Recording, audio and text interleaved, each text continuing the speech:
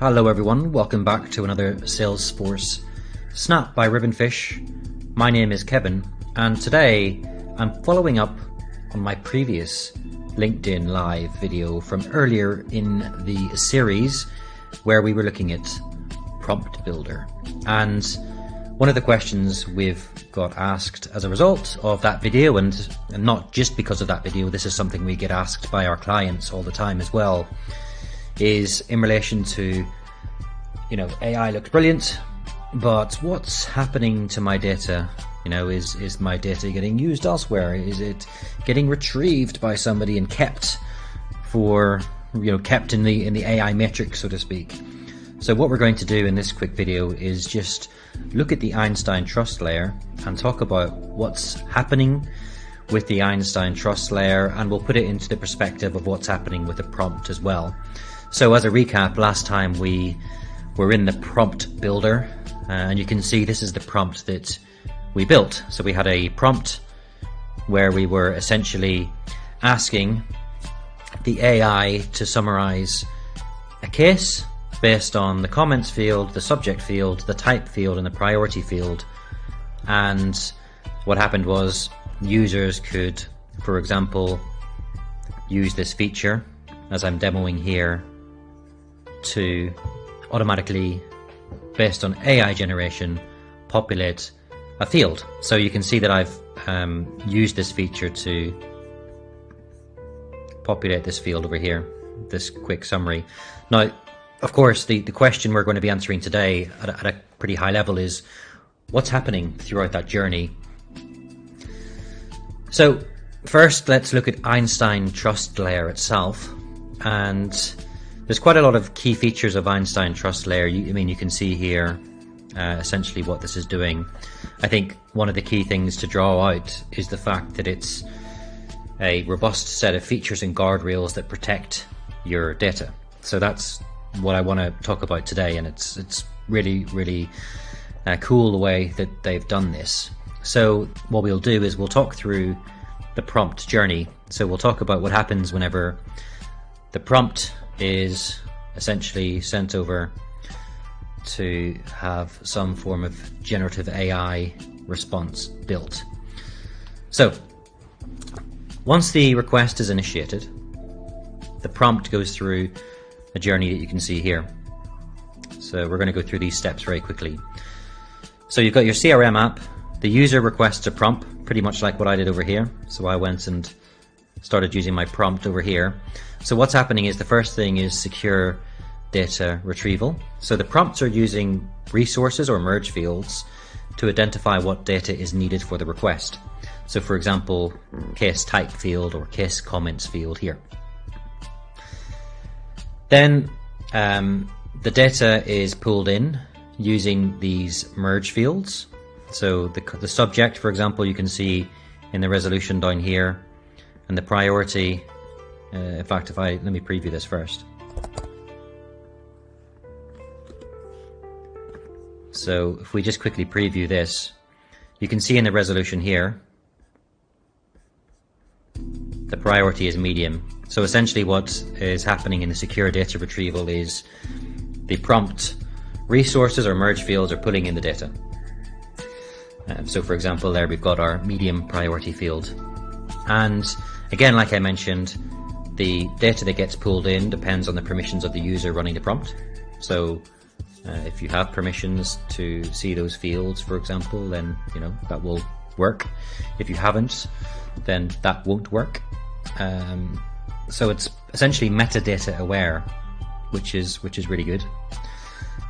And once this has been done, and again, if I go back over here, once the secure data retrieval has happened, then dynamic grounding happens. So this is the second step over here.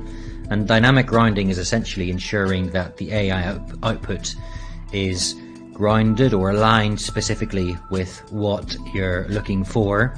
And it does this by looking at your up-to-date Salesforce data. So in other words, it's getting the response ready to not be generic. No, it's getting it ready to be grounded based on the data in your system, which again is really, really important for giving your users good feedback on the prompts and the relevant responses that come back. Then what happens here is the data masking. So before anything's sent over into the model, data masking happens, and this is where, for example, if you've got PII data, then like an email address or a telephone number or banking details or a credit card number or national insurance number, then what's happening in this step before anything goes into the AI model is that your sensitive data is getting masked. Then we've got prompt defense. So before the prompt and the resolution gets put into the model itself, the prompt defense happens, and in this particular element of the process, there's certain policies happening behind the scenes that are essentially ensuring that the AI is doing what it's told, but at the same time it's also ensuring that the AI is not making stuff up. As an example, if the AI doesn't know the answer to whatever the prompt is, it should say, I don't know, instead of making something up. I'm sure some of you have seen on ChatGPT, for example, whenever you type in a question, sometimes the AI starts making stuff up and rambling. So essentially this prompt defense is making sure that we're presenting an answer that's not misleading, and if the AI doesn't know, it says so.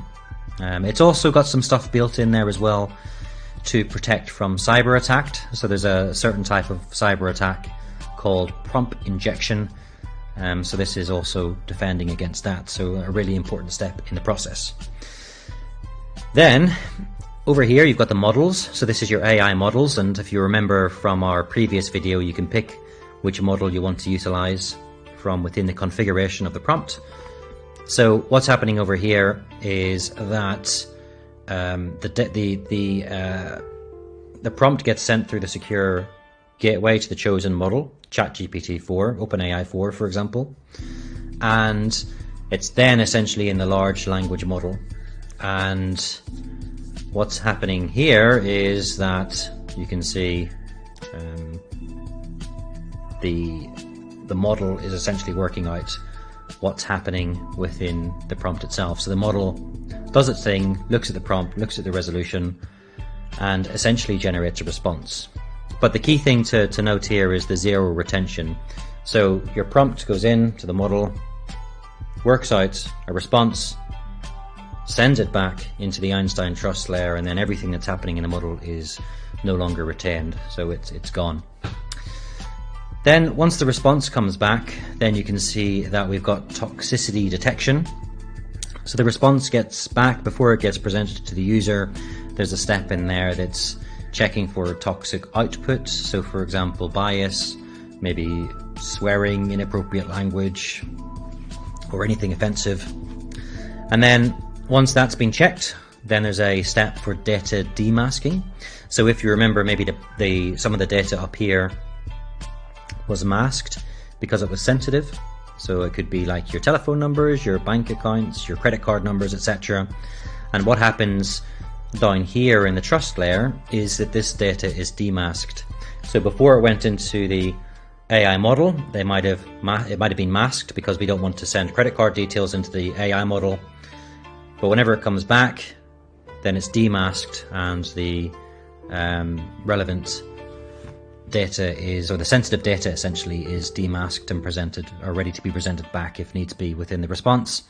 And then you've got the audit trail as well. So the audit trail is that final step, and the audit trail is where you can go back and track and review how your user prompts are used. I think there's a limitation of 7 days, I think, on how long these are kept for.